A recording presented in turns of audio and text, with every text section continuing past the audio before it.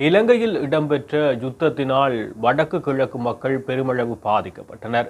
பொருளாதார ரீதியாக பின்தங்கிய நிலையில் இருந்த இந்த வடக்கு கிழக்கு மக்களை மேலும் ஒரு பிரச்சினைக்குரிய விடயமாக மாற்றுகின்ற விடயமாக இந்த இந்திய மீனவர்களுடைய அத்துமீறல் காணப்படுகிறது. இந்த நிலையில் இந்த இந்திய மீனவர்களுடைய அத்துமீறல் நுழைவு காரணமாக சட்டவிரோதமான இழுவைமடி படகு தொழில் காரணமாக எம்முடைய வடக்கின் கடல் வளங்கள் அவ்வாறு அள்ளிச் செல்லப்படுவதனால் மீன் வளங்கள் குறைக்கப்படுவதுடன் வடக்கு மீனவர்களுடைய பொருளாதாரம் மிகவும் பாதிக்கப்பட்டது. இந்த நிலை தொடர்பாக வடக்கு மீனவர்கள் தொடர்ச்சியாக பல்வேறு போராட்டங்கள், பல்வேறு சந்திப்புகள், பல்வேறு மட்ட பேச்சுவார்த்தைகளுக்கு பல முயற்சிகள் மேற்கொள்ளப்பட்ட போதும் இன்று வரை அது கேள்விக்குறியாகவே இருக்கின்றது. இந்த நிலையில் இந்த வடக்கு மீனவர்கள் தற்பொழுது ஒரு போராட்டம் ஒன்றினை இன்றைய தினம் மேற்கொண்டார்கள்.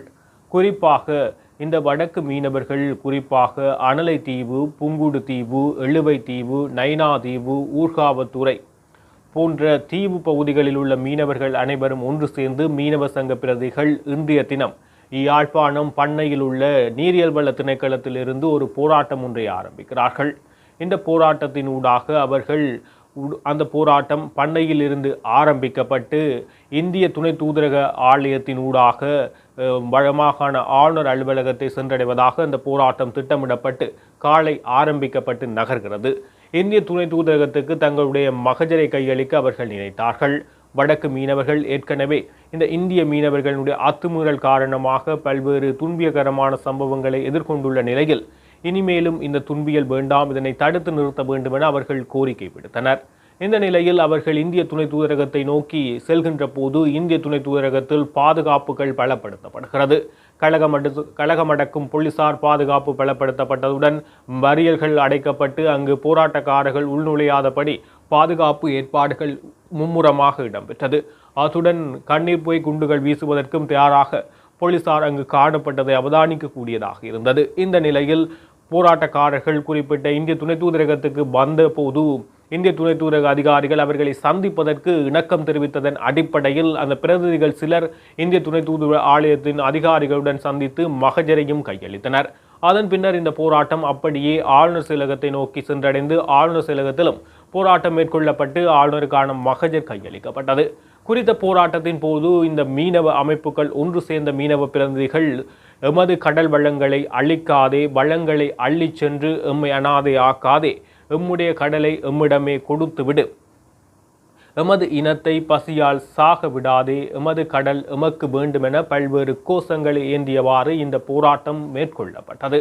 இந்த நிலையில் இது தொடர்பாக ஏற்கனவே மீனவ அமைப்புகள் தற்பொழுது கடற்தொழில் அமைச்சராக இருக்கின்ற அமைச்சர் சந்திரசேகரம் தொடர்பாக மிகவும் வன்மையான கண்டனங்களை முன்வைக்கின்றார். கடற்தொழில் அனுபவம் இல்லாத ஒருவர், கடற்தொழிலாளர்கள் பற்றிய அனுபவம் இல்லாத ஒருவர் அமைச்சராக இருப்பது எங்களுக்கு மிகவும் பெரும் சிக்கலாக அமைந்துள்ளதாக மீனவ அமைப்புகள் தற்போது அமைச்சு தொடர்பாக குற்றச்சாட்டுகளை முன்வைக்க ஆரம்பித்துள்ளனர்.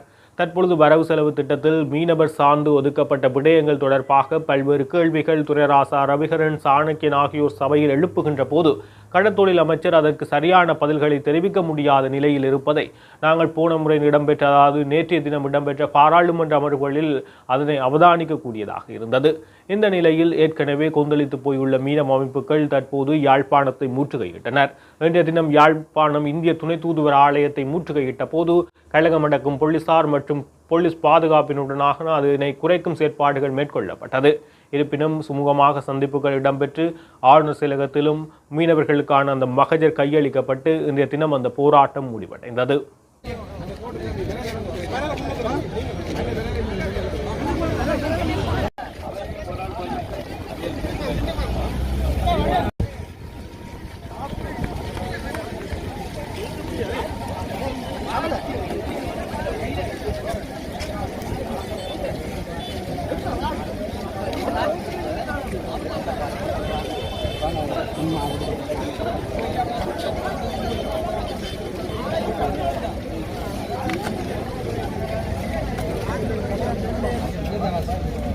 அதிமேதகு ஜனாதிபதி அனுர குமார திசாநாயக்கா இலங்கை சோசியலிச ஜனநாயக குடியரசின் இலங்கை கடல் எல்லைக்குள் அத்துமீறி நுழையும் இந்திய இழுவை படகுகளை நிறுத்த கோரல். இலங்கை கடற்பரப்புக்குள் அத்துமீறி எல்லை தாண்டி வரும் இந்திய மீனவர்களை தடுத்து நிறுத்த கோரி வடமாகாணத்தில் உள்ள மீனவர்களால் இன்று நடாத்தப்படும் இவ்வார்ப்பாட்டத்தின் போது இலங்கை இந்திய அரசுகளிடம் கோரும் விண்ணப்பம். உலக நாடுகள் யாவும் தமக்குரிய நிலப்பரப்பை கொண்டுள்ளது போல நிர்ணயிக்கப்பட்ட கடல் எல்லையையும் கொண்டுள்ளன. அதுபோலவே இலங்கையும் தனக்குரிய பிரத்யேக கடல் எல்லையை கொண்டுள்ளது. இது பொருளாதார முக்கிய வலயம் என அழைக்கப்படும். இப்பிரதேசமானது வடபகுதியில் சற்று ஒடுங்கியதாகவும் தெற்கில் அகன்றும் காணப்படுகின்றது. இலங்கையின் பொருளாதார முதுகெலும்பாக திகழும் மீன்பிடித்துறை பிரதானமாக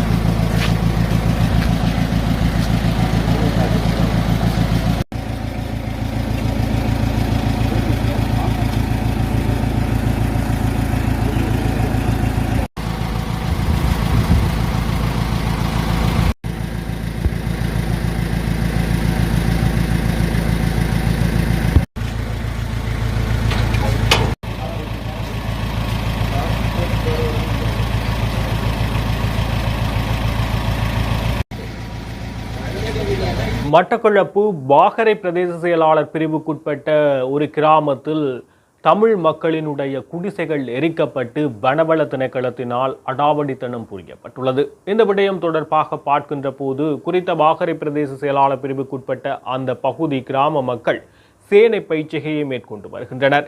சேனை பயிற்சிகையின் ஊடாக தமது வாழ்வாதாரத்தை அவர்கள் பெற்றுக்கொண்டு வந்த நிலையில் வனவள திணைக்களத்தினர் அந்த சேனை பயிற்சிகையாளர்களினுடைய கொட்டில்களை தீயிட்டு எரித்து அவர்களுடைய பயிற்சிகையை அழித்துள்ளனர்.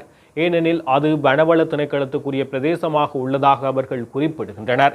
ஆனால் இந்த மக்கள் காலகாலமாக அங்கு வாழ்ந்ததாகவும் யுத்தத்துக்கு முன்னர் வாழ்ந்து பின்னர் யுத்தத்துக்கு பின்னர் இடம்பெயர்ந்து தற்பொழுது மீண்டும் அங்கு குடிபெயர்ந்ததாகவும் 150க்கு மேற்பட்ட மக்கள் அங்கு சேனை பயிற்சிகையை காலகாலமாக மேற்கொண்டு வருகிறார்கள். இந்த நிலையில் நேற்று முன்தினம் வனவள திணைக்களத்தினர் அங்கு அடாவடியாக அங்கு அமைக்கப்பட்டிருந்த 13 கொட்டில்களை தீயிட்டு எரித்ததுடன் பயிற்சிகைக்காக கச்சான், சோளம் போன்ற விதைகள் வைக்கப்பட்டது. அவை அனைத்தையும் அவர்கள் எடுத்துச் சென்றதாக அவர்கள் குறிப்பிடுகிறார்கள். தாங்கள் பரம்பரையாக இந்த நிலங்களில் சேனை பயிற்சிகை மேற்கொண்டதாகவும் யுத்தத்தின் பின் இடம்பெயர்ந்து தற்பொழுது வந்துள்ள நிலையில் அவர்கள் இதை வனவள திணைக்களத்தினர் இது பாதுகாக்கப்பட்ட வனமாக மாற்றப்பட்டுள்ளதாக குறிப்பிடுகின்றனர். ஆனால் இது எங்களினுடைய சொந்த நிலங்கள் உள்ள நாங்கள் பரம்பரையாக பயிற்சிகை செய்து வந்த நிலமாக காணப்படுவதாக மக்கள் குறிப்பிடுகின்றனர். இது தொடர்பாக பாராளுமன்ற உறுப்பினர்கள் பிரதேச செயலாளர்களிடம் பல்வேறு முறைப்பாடுகள் முன்வைக்கப்பட்ட போதும் இதுவரை தமக்கான நீதி கிடைக்கவில்லை என அவர்கள் குறிப்பிடுகின்றனர். இந்த நிலையில் இந்த வனவள திணைக்களத்தினர் அவர்களுடைய குடிசைகளை எரித்து விதைகளை அழித்து மிகவும் மோசமான அடாவடித்தனம் புரிந்துள்ளதை இந்த காணொளிகளில் நாங்கள் பார்க்கக்கூடியதாக இருக்கும். அனைவருக்கும் வணக்கம். மட்டக்களப்பு மாவட்டம் கொரலைப்பற்று வாகர வடக்கு பிரதேச செயலகத்துக்கு உட்பட்ட இந்த சேனை பயிர் செய்கின்ற மக்கள் இங்கே நீண்ட காலமாக வச்சு இந்த சேனை பயிரை செஞ்சு வருகின்றார்கள். பொரஸ்காட்டு இந்த வாடியை வந்து இன்றைக்கு பற்ற வச்சிருக்கின்றார்கள். இந்த வாடியிலிருந்த அனைத்து உடைமைகளும் பத்திருக்கின்றது. இந்த உடுப்பு உட்பட அனைத்தும் பத்திருக்கின்றது. நன்றாக பாருங்கள். நாங்கள் இங்கே வந்து வெறுமனே காடுகளை அழிக்கவில்லை. நாங்கள் எங்களோட பைத்து பிழப்புக்காண்டி நெடுங்காலமாக இங்கே வந்து நாங்கள் இதை இங்கே பயிர் செஞ்சு உணவு உற்பத்தி செஞ்சு இதை நாங்கள் சாப்பிட்டு கொண்டிருக்கின்றோம். இந்த புரசு காட்டு இங்கே எங்களை வாழ விடுறார்கள் இல்லை. இப்படி எங்களுக்கு பெரும் தொந்தரவாக இருக்கின்றது. நாங்கள் இனி கடலில் விழுந்து தான் சாக வேண்டிய நிலைமை இருக்கின்றது. 6 வருஷம் நாங்கள் இந்த பூமியில் இருந்து எங்கள் அம்மா அப்பா வாழ்ந்த பூமியில் இப்போ அவங்க எல்லாம் செத்து போயிட்டாங்க. நாங்கள் இருந்து வர்றோம், எங்களை இருக்க விட்றாங்க. எந்த வாரம் வாரதும் போகிறதும் கோட்டி போடுறதும் காசு காட்டுறதும் இதை தான் இருக்கிறோம். உங்களுக்கு புண்ணியம் கிடைக்கும், தயவு செய்து இந்த பூமி எங்களுக்கு விடுவிச்சு தரும்படி உங்களுக்கு பணியோட கேட்குறோம். நாங்கள் இந்த பூமியை வச்சு தான் பயிர் செய்கிறோம். இதை விட வேறு ஹானி இல்லை. ஒரே புரஸ்காட் வாரம் வாரதும் போகிறதும் சொல்லி சொல்கிறாங்க. ஆனால் இதை வச்சு தான் நாங்கள் பிள்ளைகளையும் படிப்பிச்சு எங்களோட சிவியவும் போகிறோம். இதெல்லாம் இதுக்கு வந்த ஜனாதிபதி ஏதோ நான் ஒரு தீர்வு எடுத்து எங்களுக்கு ஒரு இது செய்யக்கூடிய மாதிரி செய்து தந்தானே இல்லை. நாங்கள் அன்போடு கேட்கின்றோம். இந்த காணி எங்களுக்கு நீங்கள் விடுவிச்சு தருமாறு கேட்டுக்கொள்கின்றோம். புறச்சாலைங்களுக்கு இருக்கானுமே இல்லைன்னு சொல்லி அவங்க தடை செய்கிறாங்க. பாடியெல்லாம் பற்ற வைக்கிறாங்க, சாமான்களை பற்ற வைக்கிறாங்க, உடையலெல்லாம் பற்ற வைக்கிறாங்க. எங்களுக்கு ஏன் இந்த காணியில் இருக்க அனுமதி இல்லையா? எங்களோட பாட்டம் பூட்டன் இருந்த காலத்தில் நாங்கள் நிம்மதியாக வாழ்ந்து நிம்மதியாக சாப்பிட்டு இஞ்சியை புறந்து இஞ்சியை வளர்ந்தனாங்க. ஏன் எங்களுக்கு இந்த அனுமதி இப்போ அந்த ஜனாதிபதி எங்களுக்கு தரல? தராபடிய பட்சத்தினால் எங்களுக்கு இந்த காணியை விடுவிச்சு தரும்படி நாங்கள் உங்களோட அன்போடு கேட்கின்றோம். மட்டக்களப்பு மாவட்டம் கோர்லப்பட்டு வடக்கு வாகர பிரதேசம் கட்டிமுருகு ரோட்டு என்ற இடத்துல தான் இந்த காணி இருக்கின்றது. இங்கே எங்களோட மக்கள் முன்பு கூறினது போல 26 வருடங்களுக்கு மேலாக இந்த காணியை துப்புரவு செஞ்சு வருகின்றார்கள். இதுக்கு சாட்சியாக வந்து இங்கே பல மரங்கள் நாட்டப்பட்டிருக்கின்றது. இந்த கொய்யா மரம் இங்கே பாருங்கள், இந்த கொய்யா மரத்தை பாருங்கள், இந்த காயை பாருங்கள். கொய்யா மரத்தை நாங்களோ இங்கே எங்களோட மக்களோ பொய் சொல்லல். இந்த கொய்யா மரத்தை பாருங்கள், இந்த பெரிய மரம் எவ்வளோ காலமாக வச்சிருக்கேன்னு சொல்லி இந்த பொரஸ்காட்டு வந்து எங்களுக்கெல்லாம் அடித்து இந்த வாடிகளெல்லாம் பற்ற வச்சு பெரும் நாசப்படுத்துகிறார்கள். நாங்கள் வந்து எங்களுக்கு இதை விட்டால் வேறு நிலம் இல்லை. நாங்கள் எங்களோட வயிற்று பசி பிழைப்புக்காண்டியாக நாங்கள் இதை வந்து இந்த இதில் பயிர் செஞ்சு சாப்பிட்டு கொண்டிருக்கோம். அப்பையும் கூட எங்களுக்கு நிம்மதியில் அடிக்கிறாங்க, வாடியை பற்ற வைக்கிறாங்க, பெரும் அவதிப்படுத்துகிறாங்க. நாங்கள் ஒன்றுமில்லாத ஏழை மக்கள் கோச்சில் போட்டு எங்களை காசு கட்ட வைக்கிறாங்க. இந்த புதுசாக வந்த அரசு இதுக்கு என்ன முடிவெடுக்க போகுது? இது வந்து கடுமையாக எங்களுக்கு பயந்து போயிருக்கிறோம். எங்களுக்கு இனி வாழ்கிறதுக்கு இடமில்லை. நாங்கள் இனி இந்த நிலங்கள் எங்களுக்கு விடுவிச்சு தரலன்னு சொன்னால் நாங்கள் இனி கடலில் விழுந்து தான் நாங்கள் சாகணும் எங்களோட மக்கள் எல்லாம் என்று நாங்கள் கேட்டுக்கொள்கின்றோம். இதுக்கு தகுந்த நடவடிக்கை எடுத்து எங்களோட மக்கள் ரஹானியை விடுவிச்சு தருமாறு கேட்டுக்கொள்கின்றோம். நன்றி.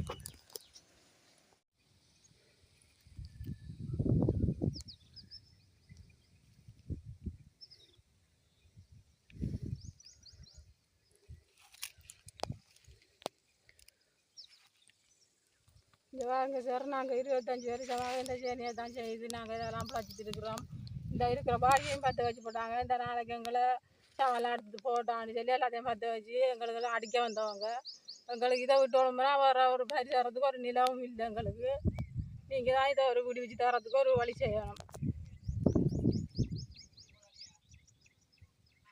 தற்பொழுது உங்கள் அனைவருக்கும் தெரிந்த ஒரு விடயமாக ஐநாவினுடைய கூட்டத்தொடர் ஆரம்பமாகியுள்ளது. இலங்கை சார்பில் இலங்கையினுடைய வெளியுறவுத்துறை அமைச்சர் விஜித ஹேரத் அங்கு பங்கு பற்றி உரையுமாற்றியிருந்தார். அது தொடர்பான விடயங்களை நாங்கள் ஏற்கனவே காணொளியில் பார்த்திருந்தோம். தற்போது இந்த ஐநா மனித உரிமைகள் கூட்டம் இலங்கைக்கு எவ்வாறு ஆபத்தாக மாறப்போகின்றது என்பதை முன்னாள் ஜனாதிபதி ரணில் விக்ரமசிங்க ஒரு எச்சரிக்கையாக இலங்கை அரசாங்கத்துக்கும் இலங்கை அரசாங்கத்தினுடைய பிரேரணைக்கு துணை உறுப்பு நாடுகளாக உள்ள நாடுகளும் இது தொடர்பாக அவதானம் செலுத்த வேண்டும் என ஒரு விசேடமான எச்சரிக்கையை தற்போது விடுகிறார். ஏனென அது பார்க்கின்ற போது ஐநா கூட்டத்தொடரில் தற்போது செப்டம்பர் மாதத்தில் இலங்கை தொடர்பான தீர்மானம் நிறைவேற்றப்பட போகிறது. அந்த தீர்மானம் நிறைவேற்றப்படுகின்ற போது அது இலங்கைக்கு ஆபத்தானதாக மாறும் என முன்னாள் ஜனாதிபதி ரணில் விக்ரமசிங்க குறிப்பிடுகிறார். ஏனென்றால் ஐக்கிய நாடுகள் சபையினுடைய பார்வையை தற்போது பார்க்கின்ற போது உக்ரைனை ஒரு முகமாகவும் இலங்கை தொடர்பான பிரச்சனையை வேறொரு முகமாகவும் அணுக ஐக்கிய நாடுகள் சபை முனைகின்றது. இதனால் இலங்கைக்கு இது பாதகமான ஒரு விடயமாக அமையப் போகின்றது என ரணில் விக்ரமசிங்கே எச்சரிக்கை விடுக்கிறார்.